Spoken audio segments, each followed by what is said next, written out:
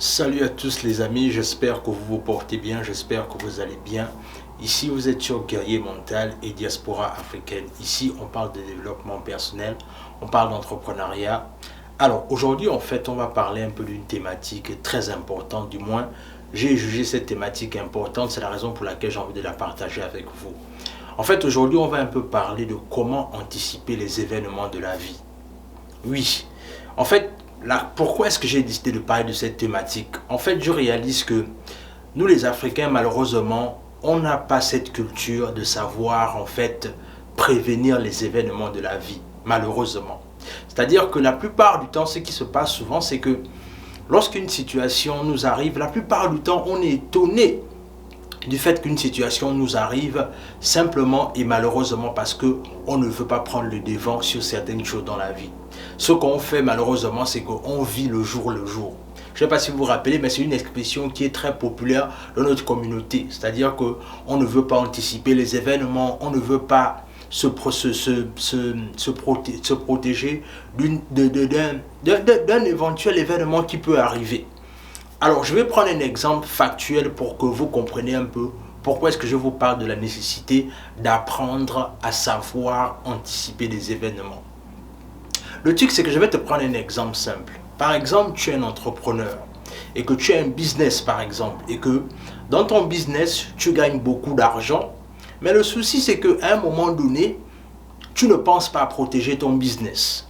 C'est-à-dire, comme ton entreprise est fructueuse, comme les choses se passent bien, ce qui va arriver, c'est que tu ne vas pas prendre la nécessité, tu ne vas pas comprendre la nécessité pour toi de prendre une assurance pour assurer ton business. Et ce qui va se passer, c'est que le jour là où tu vas tomber en faillite ou encore un accident va arriver à ton entreprise, c'est là où tu vas réaliser que mais j'aurais dû prendre une assurance ou encore j'aurais dû protéger mon business. Et voilà comment tu vas te retrouver en train de...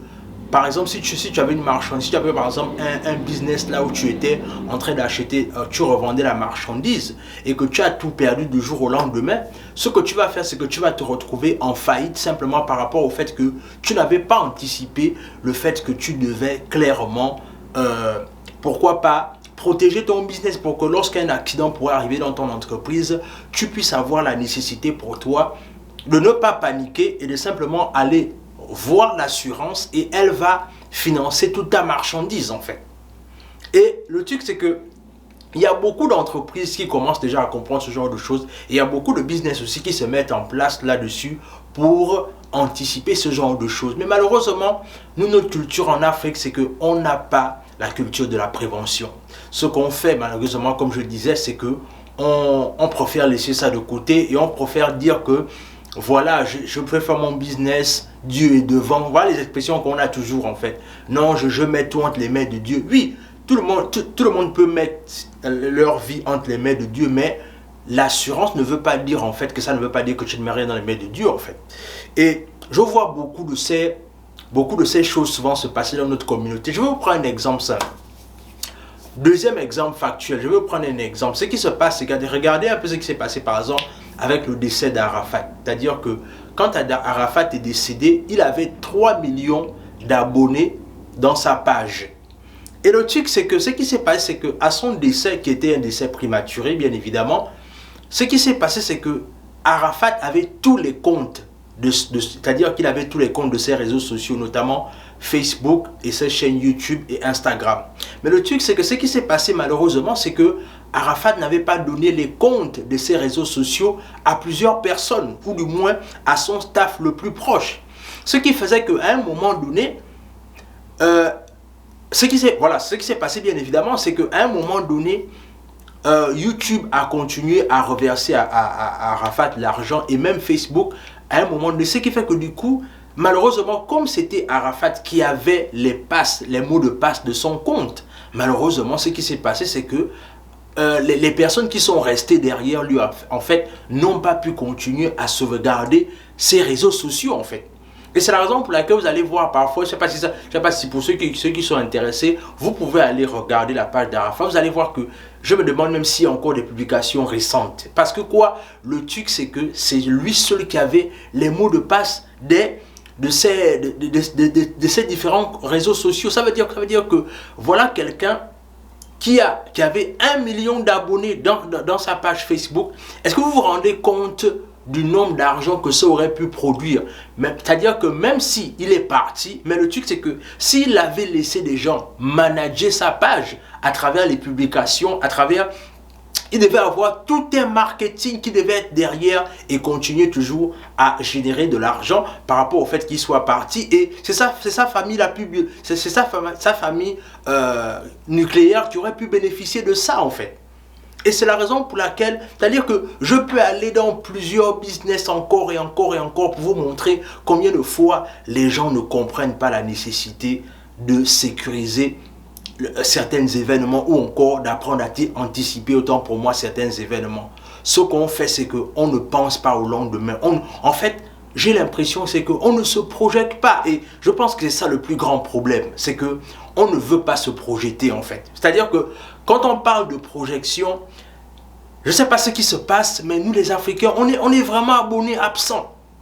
On est vraiment abonnés absents quand on parle de projection. Quand on parle de projet dans le long terme, nous les Africains, on est abonnés absents. Je ne sais pas c'est dû à quoi.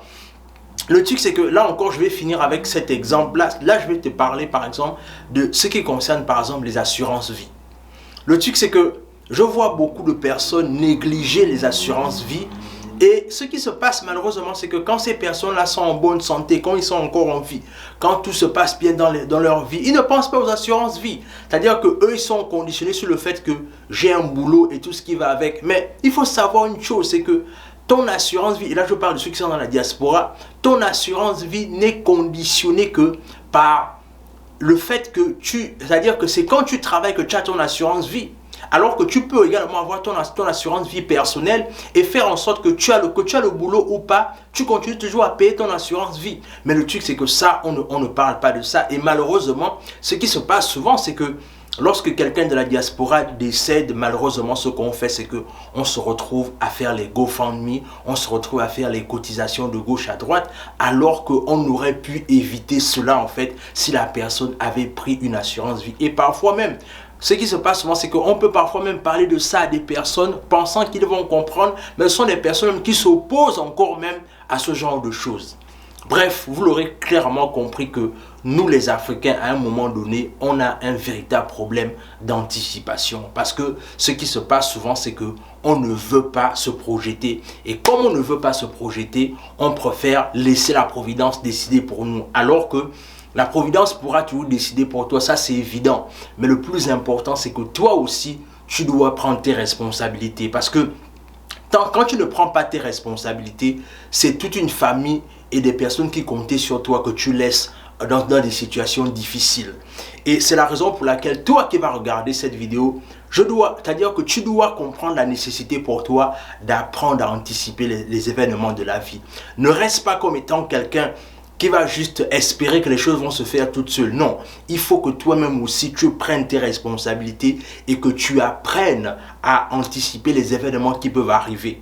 Et les événements qui peuvent arriver, ça peut être des événements malheureux comme des événements heureux. Mais le plus important, c'est que tu dois apprendre à prendre le devant de certains événements si et seulement si tu veux arriver toi aussi à faire en sorte que après toi, tu ne laisses pas une famille qui est dans le désarroi déjà parce que c'est déjà difficile pour toi que quand tu pars, tu n'as pas sécurisé ton départ, mais également la nécessité aussi pour toi de sécuriser ton business au cas où il y a une situation qui arrive ou encore si tu es dans les réseaux sociaux, sécurise tes réseaux sociaux parce que ça va te permettre, pourquoi pas, de faire en sorte que même quand tu pars, si tu avais des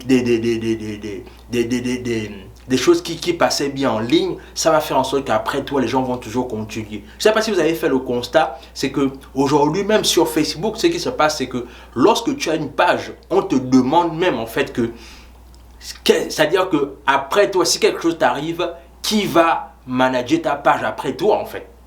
Vous voyez que si déjà même un réseau social comme Facebook pense à ça, ça veut donc dire que nous aussi, on doit s'y arrimer à ça en fait.